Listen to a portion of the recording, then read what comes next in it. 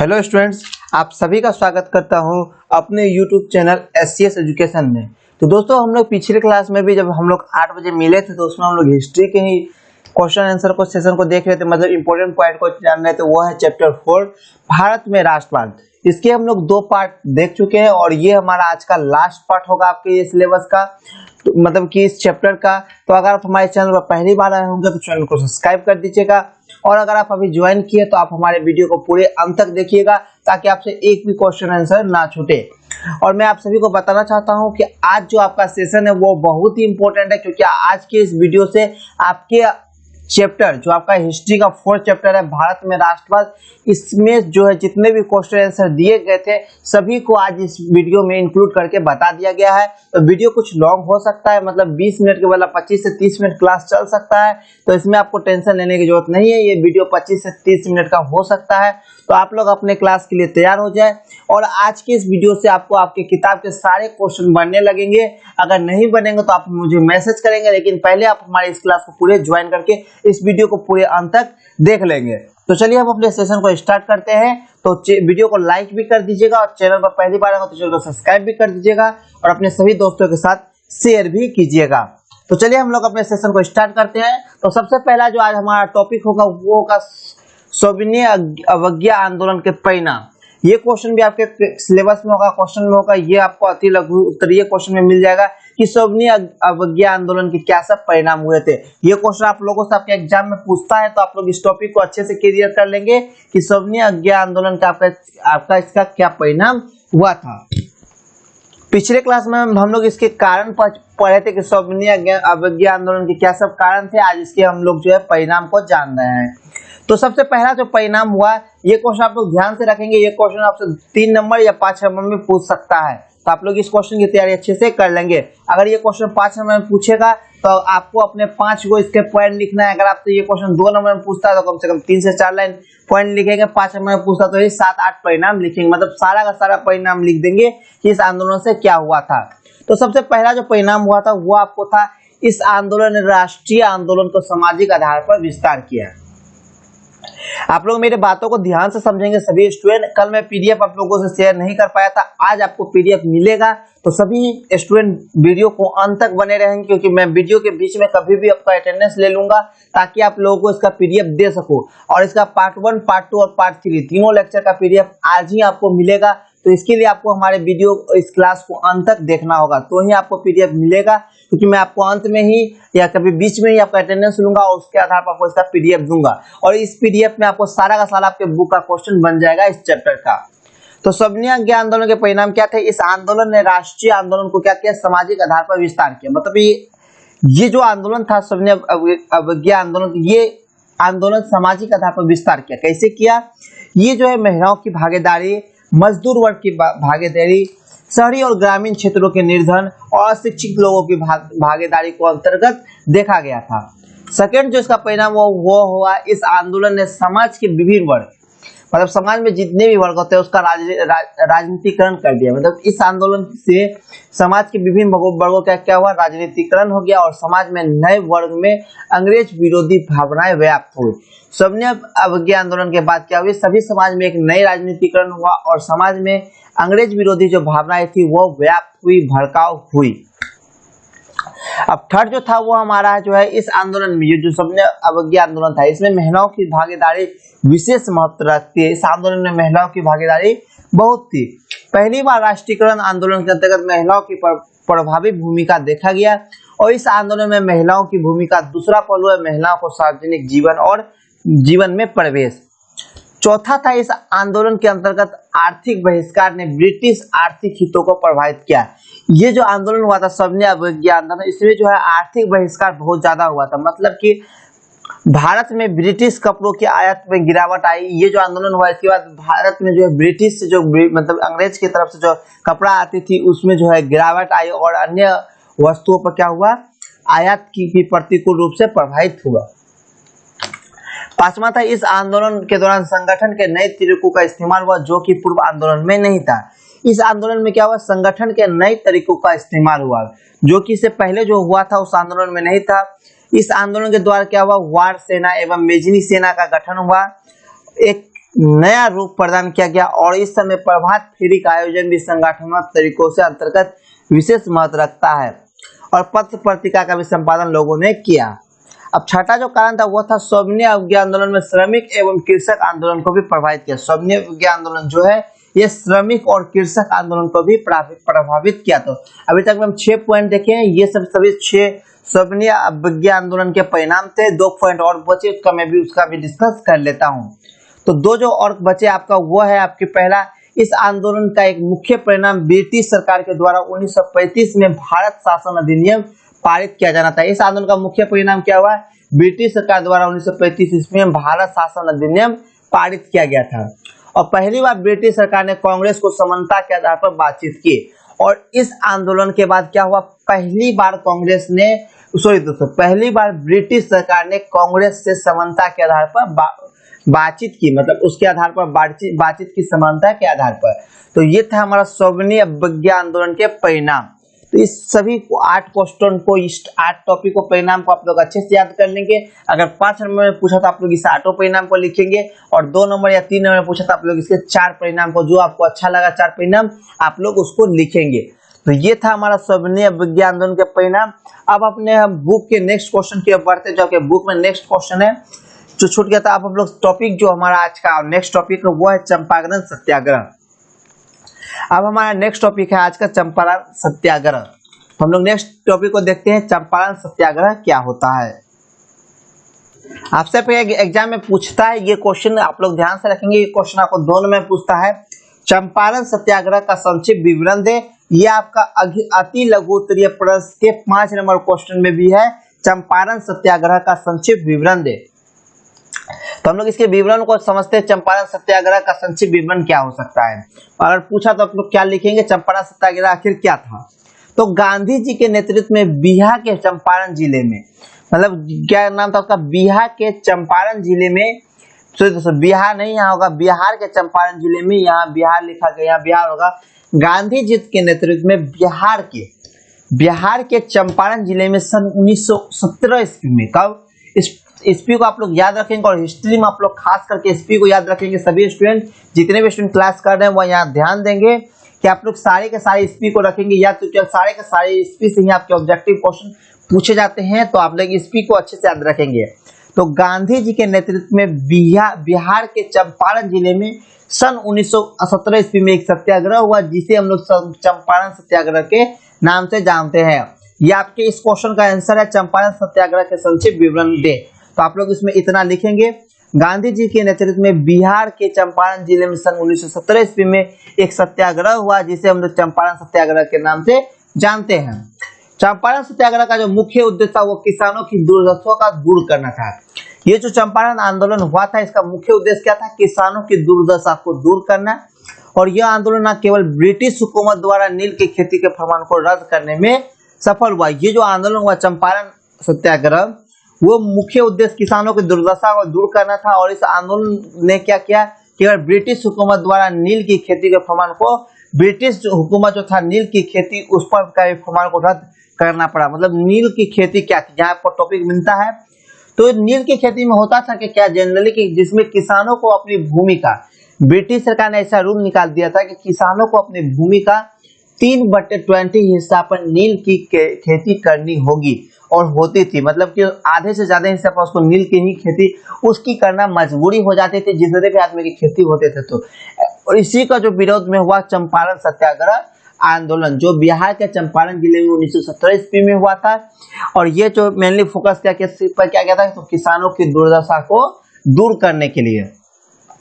मैं फिर से सभी स्टूडेंट को बोल देता हूं कि आज का ये क्लास आप लोग पूरे वीडियो को अंत तक देखेंगे, ताकि आपको सारे के सारे आपके बुक में जितने भी क्वेश्चन है उस सारे के सारे को आप लोग इस वीडियो के अंतर्गत आपको डिस्कस किया गया है, क्योंकि ये हमारा आज का इस चैप्टर का लास्ट वीडियो है। और हम लोग कल के क्लास में इसके ऑब्जेक्टिव क्वेश्चन को देखेंगे। तो सब्जेक्टिव क्वेश्चन आपको आज की क्लास में सारा डिस्कस कर दिया जाता है। अब हम लोग नेक्स्ट टॉपिक जो पढ़ते हैं वो आज का है मेरठ पश्चिम। तो हमारा नेक्स्ट टॉपिक है मेरठ पर्यंत। तो ये टॉपिक क्या है? तो मार्च 1929 में क्या हुआ था, सरकार ने 31 श्रमिक नेताओं की बंदी बनाकर मेरठ लाया गया तथा उन पर मुकदमा चला गया। ये मेरठ षड्यंत्र क्या है, ये आप लोगों का एक इंपॉर्टेंट टॉपिक बनता है कि मेरठ षड्यंत्र क्या है। तो आप लोग लिखिएगा, ये क्वेश्चन आप लोगों से पूछता है और ये आपके बुक का 6 नंबर क्वेश्चन है, मेरठ षड्यंत्र क्या है। तो आप लोग इसमें दीजिएगा आप लोग आंसर। मार्च 1929 में क्या हुआ था, सरकार ने 31 श्रमिक नेताओं को बंदी बनाकर मेरठ लाया गया तथा उन पर मुकदमा चलाया गया। कितने श्रमिक नेताओं पर, तो 31 नेताओं पर। कब, मार्च 1929 ईस्वी में सरकार के द्वारा 31 श्रमिक नेताओं को बंदी बनाकर मेरठ लाया गया और उन पर मुकदमा चलाया गया। हम लोग देख रहे हैं मेरठ षड्यंत्र क्या है। तो हम लोग इसी क्वेश्चन को डिस्कस करते हैं। आप लोग इसमें इतना आंसर लिखेंगे तो आप लोगों को 2 नंबर मिलेगा। तो इन पर आरोप क्या था, मतलब जो मार्च 1929 ईस्वी में सरकार ने 31 श्रमिक मजदूरों को पकड़ा तो इसको बंदी बनाकर मुकदमा चलाया। इसका कारण ये था कि ये सम्राट को भारत की संप्रभुता से वंचित करने का प्रयास कर रहे थे। ये भारत को क्या कर रहे थे, भारत को संप्रभुता से वंचित करने का प्रयास कर रहे थे। और इन नेताओं में कौन कौन थे, मुजफ्फर अहमद, ऐसे डागे, शोकल उस्मानी, फिलिप सम्राट तथा ब्रेन बंडली मुख्य थे। ये उतना पूछता नहीं लेकिन कभी कभी पूछ देता था। आप लोग को ये क्वेश्चन जानना जरूरी था कि मेरठ षड्यंत्र क्या है। तो इसमें बेसिकली आप लोग इतना भी लिख सकते हैं कि मार्च 1929 में सरकार ने 31 श्रमिक नेताओं को बंदी बनाकर उस पर मुकदमा चलाया, क्योंकि इस पर यह कर था कि उन्होंने भारत की संप्रभुता के से वंचित रखने का प्रयास किया। इन नेताओं में जो थे वो थे मुजफ्फर अहमद, एसडी डागे, शौकत उस्मानी, फिलिप सम्राट तथा ब्रेन बंडली मुख्य थे। ये सब मुख्य आदमी थे और भी बहुत सारे आदमी थे। अब हम लोग नेक्स्ट टॉपिक को पढ़ते हैं, all India trade union Congress की स्थापना क्यों हुई थी। अब हमारा नेक्स्ट टॉपिक है आज का, all India trade union Congress की स्थापना क्यों हुई थी। ये क्वेश्चन आप लोगों से 2 नंबर में पूछता है, तो आप लोग इस क्वेश्चन की तैयारी अच्छे से कर लेंगे। All India trade union Congress की स्थापना क्यों हुई।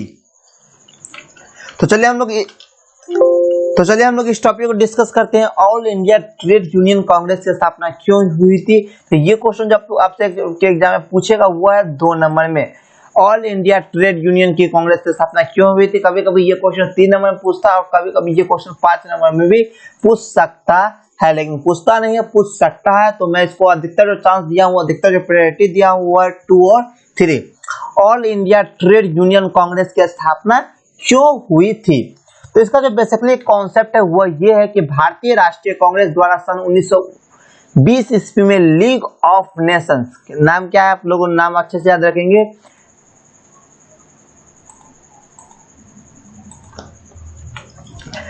भारतीय राष्ट्रीय कांग्रेस के द्वारा 1920 ईस्वी में, कब 1920 ईस्वी में लीग ऑफ नेशंस, क्या है, लीग ऑफ नेशंस की इंटरनेशनल और ऑर्गेनाइजेशन में भारत का प्रतिनिधित्व करने के लिए all India trade union AITUC मतलब कि all India trade union Congress, मतलब Bharat all India trade union Congress का गठन किया गया था। किसके लिए, तो 1920 ईस्वी में। कब किया गया था, all India trade union Congress की स्थापना 1920 ईस्वी में की गई थी। इसका जो मुख्य उद्देश्य था वो था इंटरनेशनल और ऑर्गेनाइजेशन में भारत का प्रतिनिधित्व करने के लिए इस योजना का गठन किया गया था। मतलब कि वो ऑनलाइन प्लेटफॉर्म पर अपना बिजनेस को लेकर आए, यही All India trade union Congress की स्थापना थी। तो All India trade Union Organisation मतलब कि शॉर्ट फॉर्म हो गया AITUC, World Foundation of Trade Union, विश्व मजदूर महासंघ से संबंध है। ALT All India trade union Congress जो है वर्ल्ड फाउंडेशन ऑफ यूनियन मतलब विश्व मजदूर महासंघ से संबंध रखता है, AITUC। अब हमारा नेक्स्ट टॉपिक है आपका, ये 7 क्वेश्चन क्लियर हो जाता है। अब हमारा लघु उत्तरीय क्वेश्चन पर आइए, जिसमें हमसे हम लोग पहला नंबर क्वेश्चन, दूसरा नंबर क्वेश्चन और तीसरा नंबर क्वेश्चन कल की क्लास में देख चुके थे। कल के और परसों की क्लास में ये 3 क्वेश्चन देख चुके थे। आज हम लोग उससे आगे देखेंगे और आज का टॉपिक होगा हमारा भारतीय राष्ट्रीय कांग्रेस की स्थापना किन परिस्थितियों में हुई थी। यहाँ आपका स्थापना का अंग्रेजी गलती लिखा गया, आप लोग इसको सही कर लेंगे। चलिए अब हम लोग ये समझते हैं इस क्वेश्चन को, भारतीय राष्ट्रीय कांग्रेस की स्थापना किन परिस्थितियों में हुई थी। ये भी क्वेश्चन आपसे आपके एग्जाम में पूछता है। और मेरा आज का इस वीडियो का एक ही पर्पस है कि आपके जो बुक में है हिस्ट्री के 4 चैप्टर का सारा क्वेश्चन आप लोगों से बने और कोई भी क्वेश्चन आप लोगों से नहीं छूटे, यही हमारा पर्पस है। तो आप लोग उसी पर्पस पर आगे बढ़ रहे हैं। तो भारतीय राष्ट्रीय कांग्रेस की स्थापना किन परिस्थितियों में हुई थी? तो कालांतर में भारतीय राष्ट्रीय कांग्रेस क्षेत्रीय स्तरों पर प्रतिदिन बढ़ता गया। कालांतर समय में क्या हुआ, भारतीय राष्ट्रीय कांग्रेस जो है वो लगातार अपने क्षेत्रीय स्तर पर प्रतिदिन बढ़ता गया। और प्रारंभ में यह आंदोलन शिक्षित मध्यम वर्ग तक रहा, परंतु आगे चलकर यह अन्य भारतीय वर्गों की सहानुभूति भी इसे प्राप्त होने लगी। किसे? भारतीय राष्ट्रीय कांग्रेस को जो है ये प्रारंभ में भारतीय राष्ट्रीय कांग्रेस जो है भारतीय राष्ट्रीय आंदोलन जो है क्षेत्रीय स्तरों पर जो है प्रतिदिन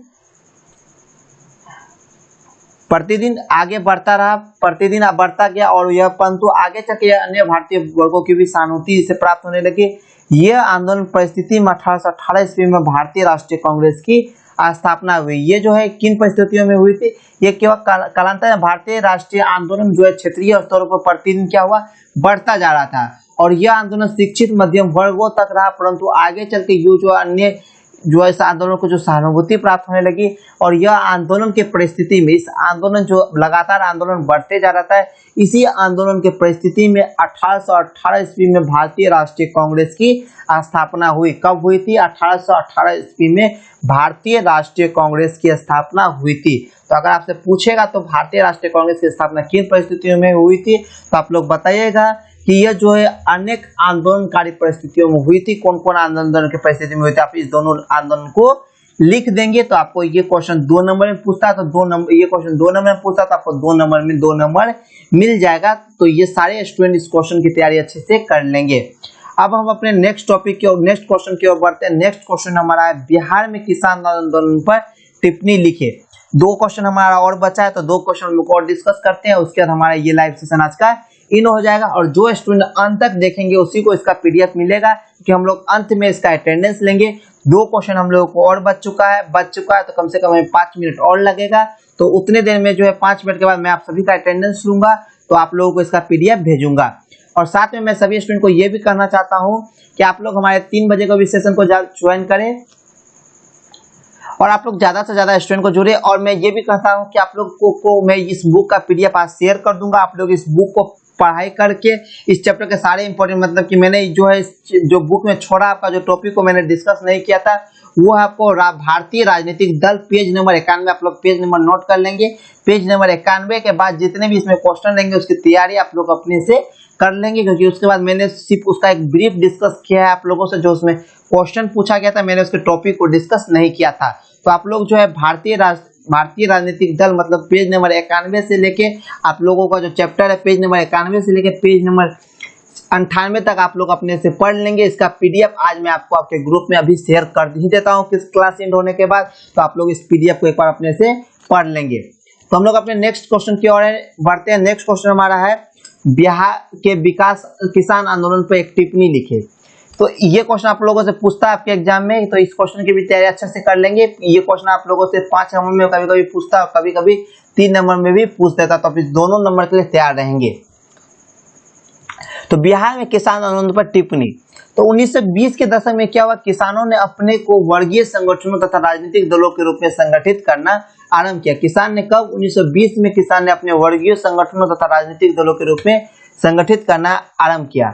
और 1920 के आरंभिक दशा में बिहार, बंगाल, पंजाब और उत्तर प्रदेश, नाम याद रखेंगे। 1920 के आरंभिक दशा में बिहार, बंगाल, पंजाब तथा उत्तर प्रदेश में किसान सभा का गठन हुआ।